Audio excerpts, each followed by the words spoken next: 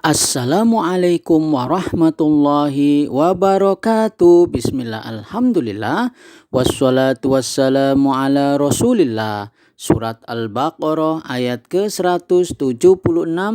A'udzu billahi minasyaitonir rajim. Dzalika bi annallaha nazzalal kitaba bil haqqi wa innal ladzina ikhtalafu fil kitabi lafi syiqaqim ba'idin.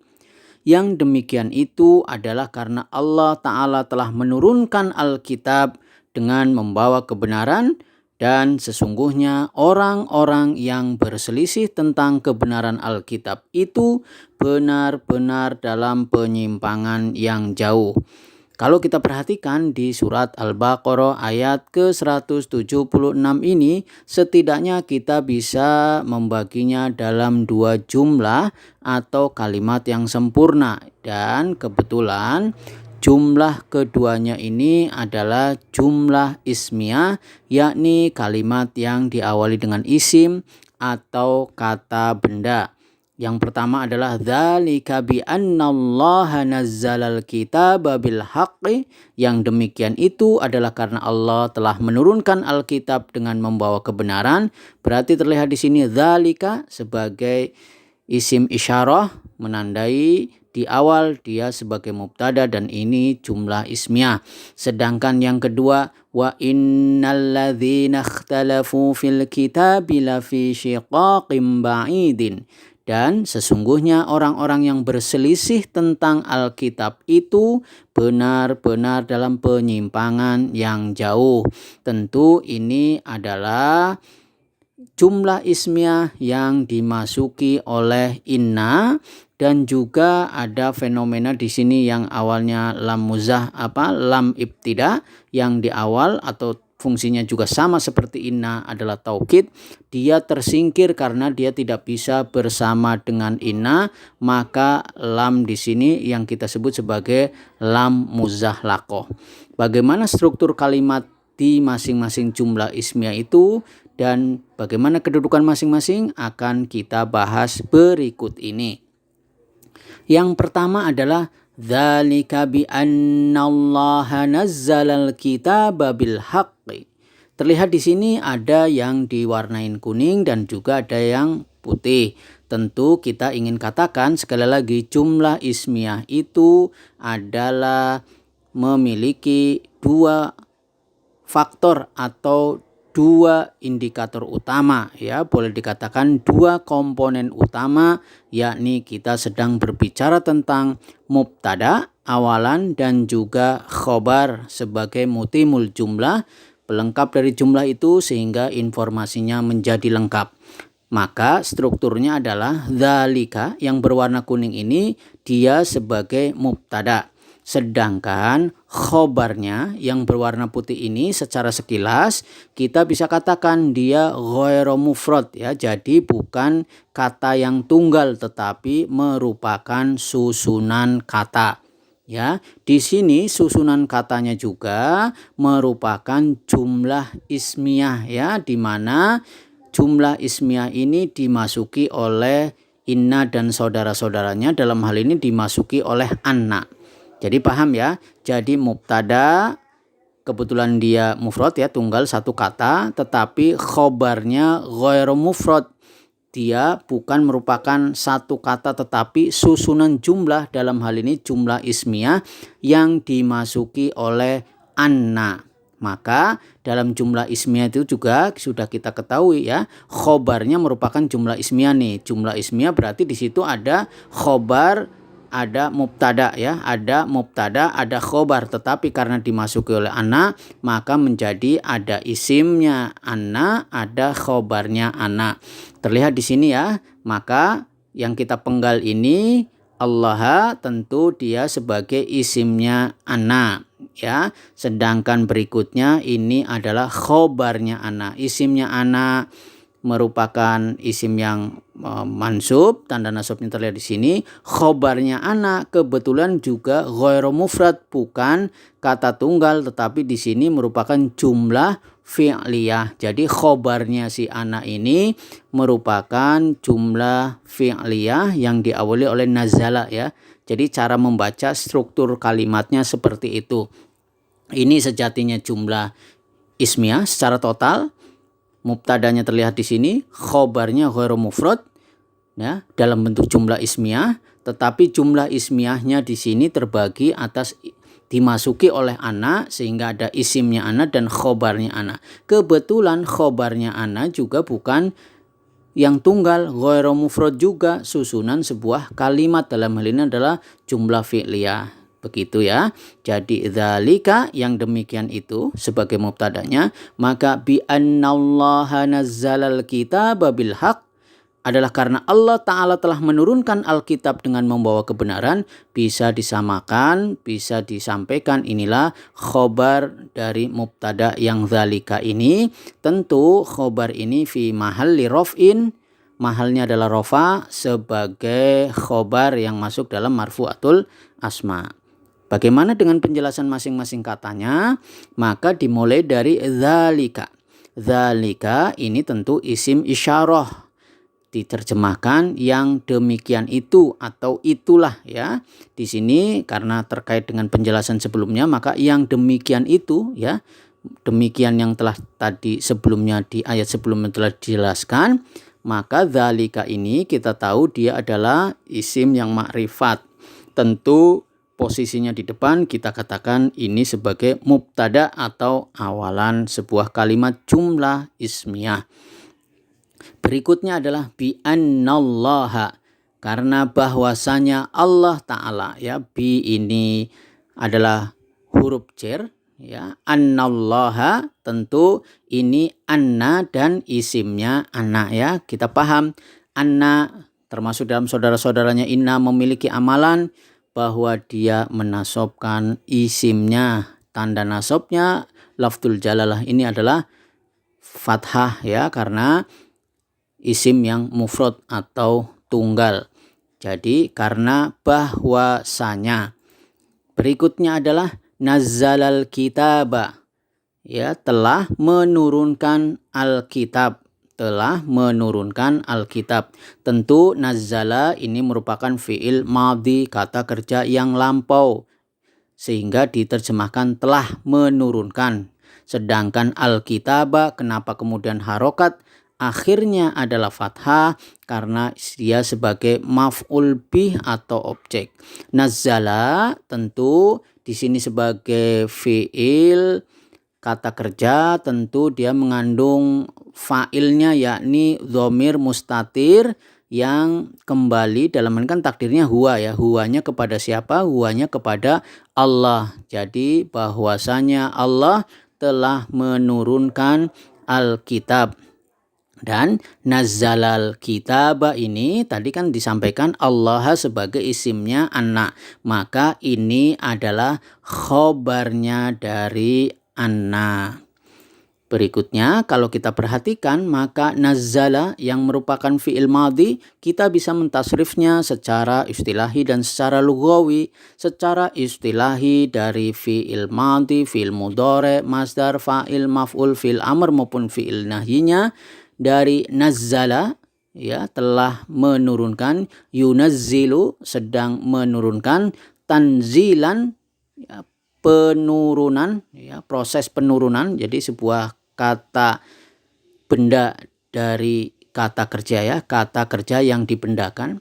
Munazzilun yang menurunkan, munazzalun ya, objek yang diturunkan, nazzal ya, yang diturunkan tadi, nazzil ya, nazzil artinya berarti turun, menurunkan lah. La tunazzil, jangan menurunkan.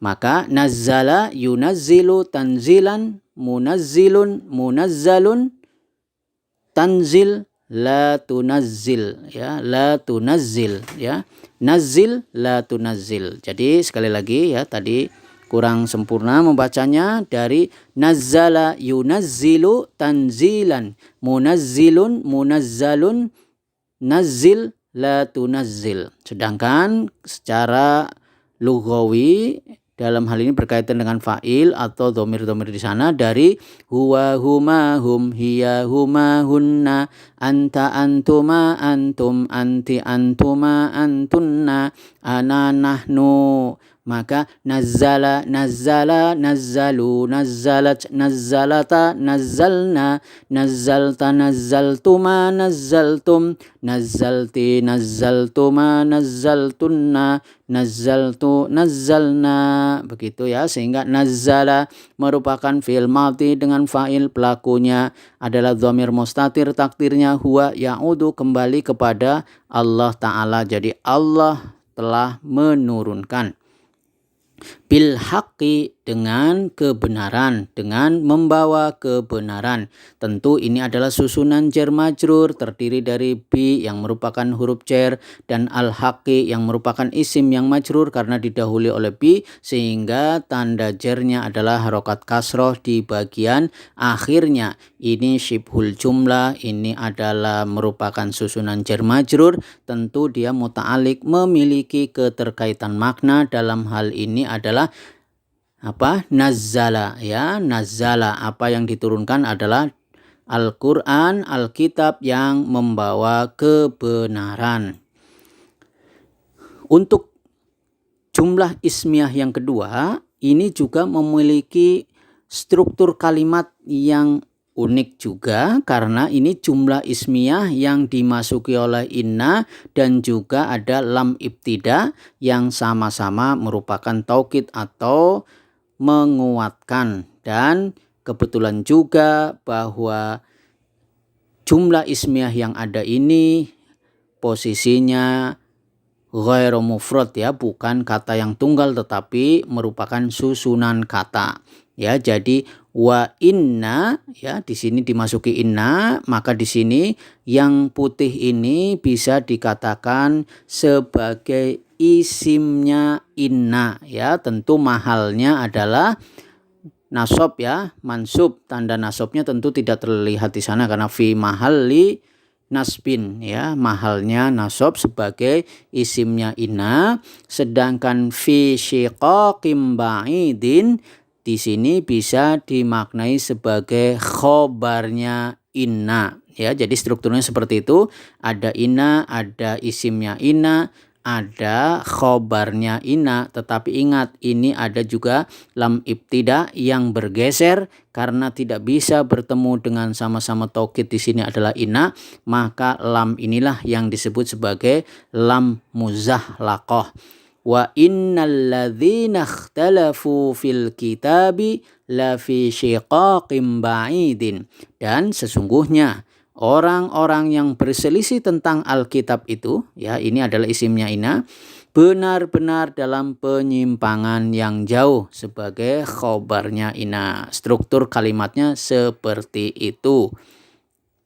Maka kita bisa bedah masing-masing dari wa innal ladzina, dan sesungguhnya yang ya, alladzina diterjemahkan yang karena dia adalah isim mausul. Jadi wa ya, tentu ini adalah boleh dikatakan waw atof atau waw istinafiyah ya. Ini kemudian inna di sini sebagai amil nasih ya, dia amil perusak yang masuk ke dalam jumlah ismiyah.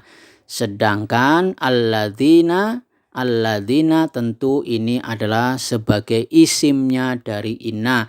Alladzina tentu ini adalah isim mausul yang dalam hal ini sebagai isimnya inna, tentu dia mansub, tanda nasabnya tidak terlihat ya karena dia adalah isim yang mabni atau tetap. Tetapi alladzina yang kita terjemahkan yang ini tentu tidak memiliki makna yang jelas kalau belum ada silah mausulnya atau anak kalimatnya. Maka alladzina memiliki anak kalimatnya adalah ikhtalafu, orang-orang yang berselisih. Yang seperti apa? Adalah orang-orang yang berselisih ya. Ikhtalafu tentu merupakan fi'il madhi ya, dia kata kerja yang lampau dengan fa'ilnya di situ terlihat ada wawu jamak di sana menunjukkan jamak, dan inilah silah mausulnya dari alladzina. Nah, tentu ikhtalafu merupakan fi'il madhi ini bisa kita tasrif secara istilahi dan secara lughawi. Secara istilahi dari fi'il madhi, fi'il mudhari, masdar, fa'il, maf'ul, fi'il amr maupun fi'il nahyinya adalah ikhtalafa, yakhtalifu, ikhtilafan, mukhtalifun, mukhtalafun, ikhtalif, la takhtalif. Dan bagaimana sampai kepada ikhtalafu? Tentu kita bisa mentasrifnya dari secara lughawi, maksudnya ya, kita bisa mentasrif secara lughawi sehingga akan jatuh penggunaannya muncul kalimat ikhtalafu. Maka dari huwa huma hum, hiya huma hunna, anta antuma antum, anti antuma antunna, ana nahnu, maka ikhtalafa, ikhtalafa, ikhtalafu, ikhtalafat, ikhtalafata, ikhtalafna, ikhtalafta, ikhtalaftuma, ikhtalaftum, ikhtalafti, ikhtalaftuma, ikhtalaftunna, ikhtalaftu, ikhtalafna. Maka terlihat di situ ikhtalaftu. Kalau kita runut dari huwa, huma, hum, berarti ini adalah fa'il atau pelakunya hum. Terlihat di sini wawu jamak di sana, intinya adalah mereka yang banyak. Fil kitabi, tentang Alkitab itu, yang dimaksud tentang kebenaran Alkitab ini. Alkitab itu ya, Alkitab itu, fil kitabi susunan jar majrur terdiri dari fi yang merupakan huruf jar, dan alkitabi adalah isim yang majrur karena didahului adalah fi dan dia harokat akhirnya adalah kasroh sebagai tanda jarnya. Tentu ini muta'alik, memiliki keterkaitan makna dengan fi'ilnya adalah ikhtalafu. Jadi apa yang diperselisihkan tentang kebenaran Alkitab itu. Berikutnya adalah lafi, sungguh benar-benar dalam ya. Ingat, ini adalah awalnya lam ibtida. Dia juga punya makna taukid atau menguatkan, tahqiq ya, dan ini juga ada inna di depannya. Ingat, inna dan lam ibtida ini tidak bisa bertemu dalam satu rangkaian, tetapi dia harus tersingkir, lamnya ini yang menyingkir sehingga lamnya hiyal muzahlaqah, dia tersingkir. Nah, tentu bagaimana sih penjelasan tentang lam muzahlaqah? Kita sudah pernah membahasnya di Quran surat Al-Baqarah ayat ke-45. Silahkan dilihat kembali. Lafi fi syiqaqim ba'idin. Ya, benar-benar dalam apa? Dalam perpecahan ya, perbedaan, penyimpangan yang jauh.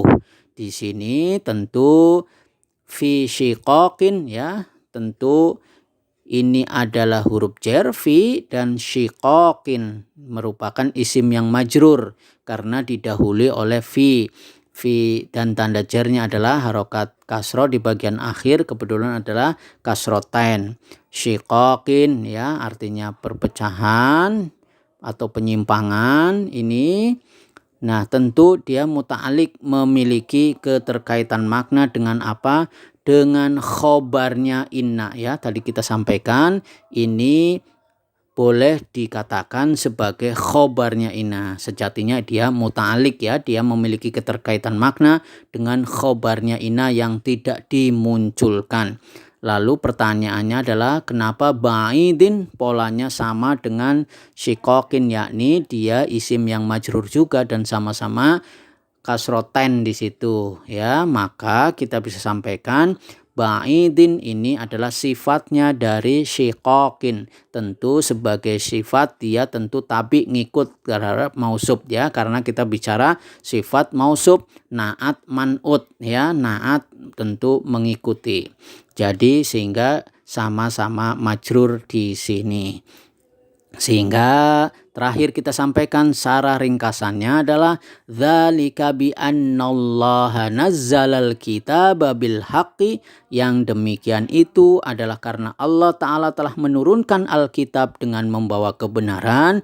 Wa innal ladzina ikhtalafu fil kitabi lafi syiqaqim ba'idin, dan sesungguhnya orang-orang yang berselisih tentang Alkitab itu benar-benar dalam penyimpangan yang jauh. Demikian yang bisa sampaikan. Semoga Allah memberikan rahmatnya kepada kita semuanya. Subhanakallahumma wa bihamdika asyhadu an la ilaha illa anta wastaghfiruka wa atubu ilaik. Wassalamualaikum warahmatullahi wabarakatuh.